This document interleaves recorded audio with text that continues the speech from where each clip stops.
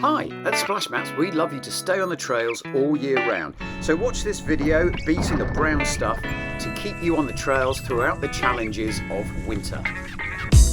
Our 3 top tips are designed to stop the slips, avoid the clag and help you do the miles all winter long. Our tip number 1 is to bias the byways. It's not always the case, but most often byways are made of firmer stuff than bridleways, and so hold up in poor weather without the soft surface of mud that you get on the bridleways. Orange trails like this are less likely to be well made for the tougher weather than properly made byways such as this one. Tip number 2 is to plan quiet connectives. Wherever you are on the trail, you'll still need to link things up using the road network, but do favour the quieter lanes rather than the fast roads. It will make for a much more pleasant ride.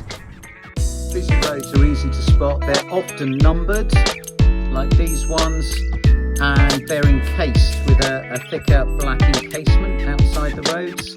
Go for the thinner roads. They'll be the ones that you'll find more enjoyable on the bike. Riding through mud can be a lot more wearing than you think, so our third tip is to be flexible. That 30 miler might not be so feasible once you get to the 10-mile point. Have a 20 miler up your sleeve that uses the country lanes to return you home. Here we've crossed over the Test River and we have the option of following the small road, the small country lane that will take us up to the crossing at Longstock up here.